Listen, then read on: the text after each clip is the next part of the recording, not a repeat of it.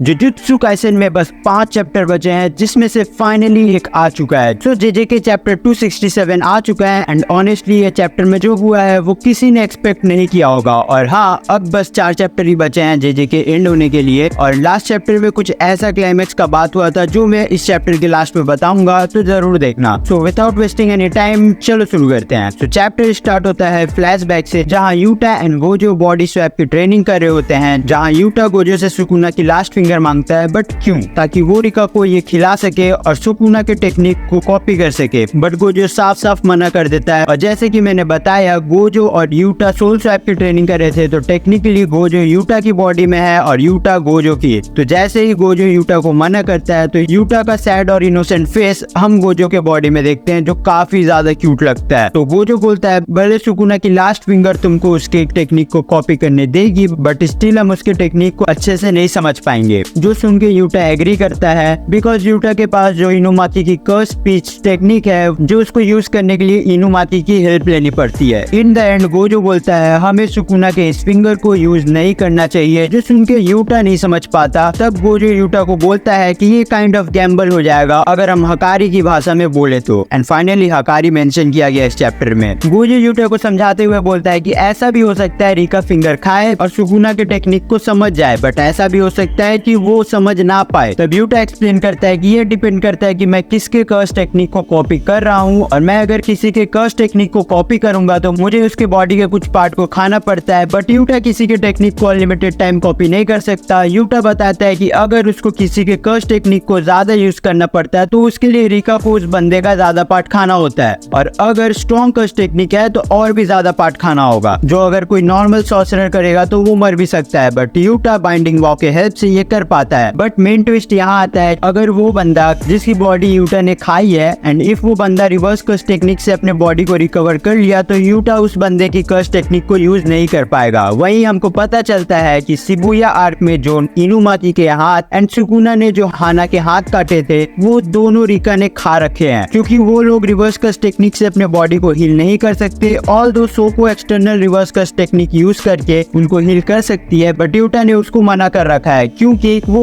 उनके reverse technique को fight में यूज करेगा। फिर नैरेटर बताता है कि रिका ने चार्ल्स के भी रिब केज के पार्ट खाए हैं, जिससे यूटा अपने ओपोनेंट के फ्यूचर देख सकता है बस 1 सेकेंड के लिए। बट यूटा को उसके रिब केज का पार्ट मिला कहाँ से? सो चार्ल्स से हकारी फाइट किया था एंड हकारी ने चार्ल्स के साथ डील किया था कि हम तुमको बाद में हील कर देंगे। नाउ फ्लैशबैक में ही मेई यूटा से पूछती है कि यूजी को पता है हमारे प्लान के बारे में एंड उसकी और सुकुना के रेजोनेंस के बारे में। रेजोनेंस मतलब वो एक दूसरे से कनेक्टेड है, जिससे सुकुना यूजी के थॉट पढ़ सकता है। इसीलिए वो लोग यूजी को प्लान के बारे में बहुत कम बताते हैं। जहाँ यूटा बोलता है हाँ उसको मालूम है बट थोड़ा थोड़ा। मेई बोलती है यूजी को पता है कि टोटो फाइट में एंटर करेगा। यूटा बोलता है हाँ बट ज्यादा नहीं। Now back to present, Sukuna notice करता है कि यूजी का 2 फिंगर मिसिंग है, जिसमें से एक फिंगर तो सुकुना ने मेगुमी के मुंह में ठूस दिया था। तब उसको रियलाइज होता है कि यूटा ने उसको बेवकूफ बना दिया। यूटा ने सुकुना के लास्ट फिंगर को नहीं कंज्यूम किया था, उसने यूजी के फिंगर को कंज्यूम किया था, क्लीव और डिसमेंटल को समझने के लिए और कॉपी करने के लिए। फिर हम देखते हैं उटाहिमे और गाकुगांजी, वही बुड्ढा प्रिंसिपल जो प्रेजेंट है सुकुना के फाइनल फिंगर के पास। गाकुगांजी सुकुना के फिंगर को देख के बोलता है कि हम इसे फिजिकल अटैक या किसी जुत्सु से डिस्ट्रॉय नहीं कर सकते हैं, बट हम इसे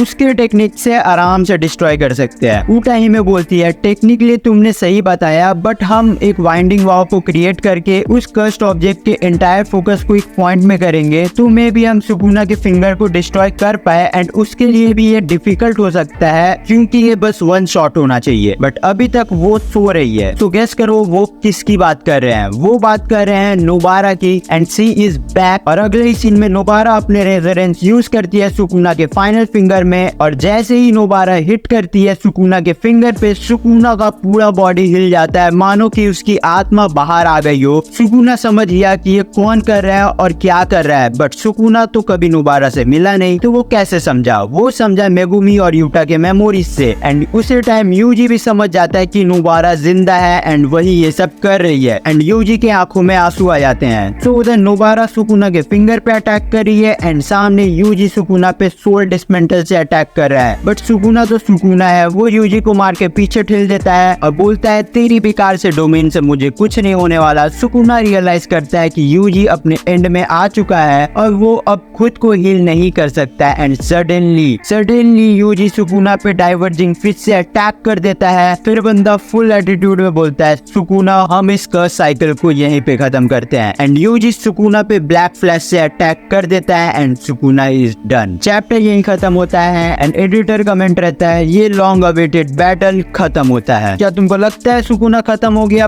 पता नहीं नेक्स्ट चैप्टर में क्या होगा। अगर वीडियो अच्छा लगा तो लाइक करना और सब्सक्राइब भी कर देना। एक बटन ही तो दबाना है, वो भी 1 सेकंड नहीं लगते हैं। सो आज के लिए बस इतना ही। Thank you for watching. Sayonara.